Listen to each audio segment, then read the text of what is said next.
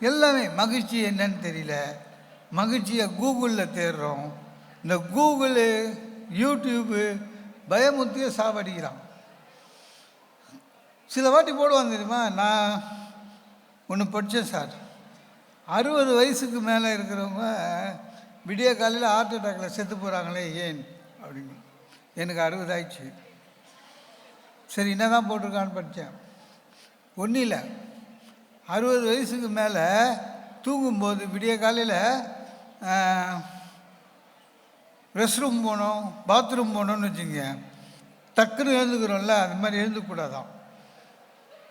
எழுந்தால் மூளை திடீர்னு ப்ரெஷர் கொடுத்து ஹார்ட்டுக்கு வெடிச்சிருமா. அதுக்கு அவன் சொல்லியிருக்கான் என்ன பண்ணணும்னு. அதையும் படித்தேன்.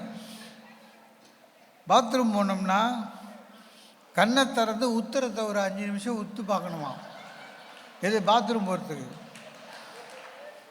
அதுக்கப்புறம் அப்படியே எழுதக்கூடாது, இடது பக்கம் அல்லது வலது பக்கம். அப்புறம் கம்பியை பிடித்து கொண்டு எழுந்திருக்க வேண்டும். தரையில் படுத்திருப்பவர்கள் எதையாவது பிடித்து கொண்டு எழுந்திருக்க வேண்டும். கட்டிலே படுத்திருப்பவர்கள் கட்டில் முனைக்கு வந்து காலை கொஞ்சம் மாட்ட வேண்டும். இதெல்லாம் பாத்ரூமுக்கு. ஏன்னா கால் ரத்த ஓட்டம் சரியாச்சுன்னா அப்புறம் ஓகே ஆகும். இது படித்தா மறந்துட்டேன்.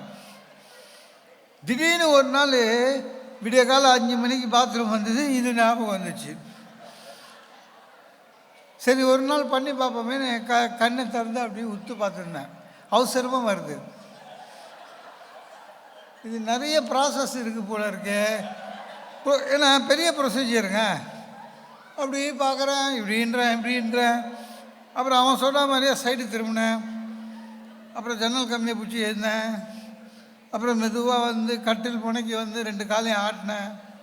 என் ஒய்ஃபு முடிச்சிக்கினான், என்ன நைட்டில் சர்க்கஸ் வேலை பண்ணினுக்கிறேன். நான் விட்டுட்டேன்.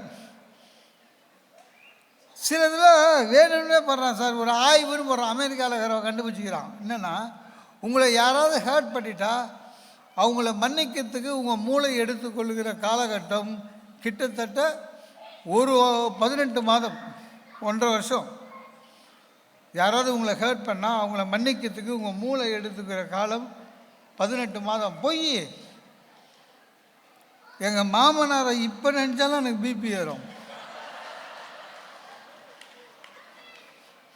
பொண்ணு எப்படின்னு தெரிஞ்ச நம்மளுக்கு கல்யாணம் பண்ணி கொடுத்துருக்காருல.